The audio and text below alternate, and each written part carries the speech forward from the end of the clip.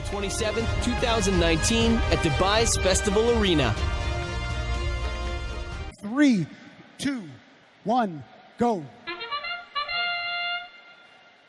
And as you see, robots are already off to the races. Looks like Red Alliance speeding around. One of their alliances may not be moving at the second. Maybe just taking a little nap, waking themselves up. Red Alliance robots scurrying around to the back, trying to get these macro pollutants into their possession. While over on the Blue Alliance, looks like, they got the same idea. They both are kind of tired from traveling. It was a lot of miles. Two of them are taking a little nap right now. I feel like I could at times, too. The time difference really did snag me when I first showed up here in Dubai. But that Chad Benin and Puerto Rico team cannot be discounted. Right now, down 9 points, but plenty of time to make up some of that lost ground. You see right now the Blue Alliance that's actually emptying those pollutants into their collectors. We're going to see what they end up taking part in this next step of the process for them. Yep, and as you see over on the Blue Alliance side, looks like they're chasing down a dream, chasing down a pollutant. They're trying to make their way up. As the Red Alliance, they're already lined themselves up. They know the sweet spot to put in any of their micro pollutants into the top reuse for 6 points each for each one that they're shooting up there.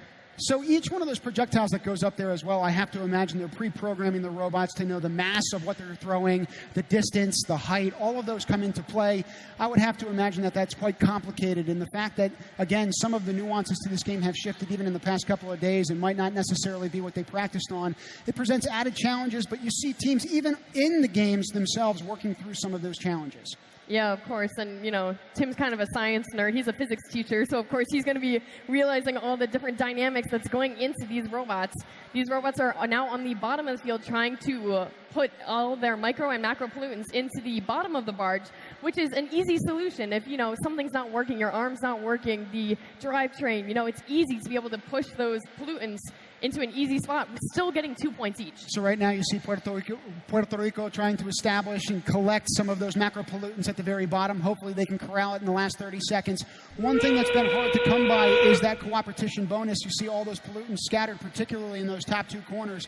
It's going to be very hard to try to hungry hippo style collect all those and corral them into the appropriate bins. Oh, and I think I speak for Tim too. I have no doubt in my mind that this ocean will be clear of pollutants by the end of this competition. I mean, these teams are coming in and they're playing to the best of their ability, and it's super impressive to see all the different ideas that are coming in. Samoa, Niger, and Venezuela off to a tremendous start in their first match here. It looks like they're going to come away with the victory, but we will see as time expires. All right, and as you see on the score at the moment, 89-27, the Red Alliance does lead, but we'll see how that goes in the actuality of it after the referees take a look. So again, trying to figure out some of the kinks with production here in terms of where the cameras are taking you. Sometimes it's going to be on my ugly mug. Sometimes it's going to be down on the stage. For that, we apologize.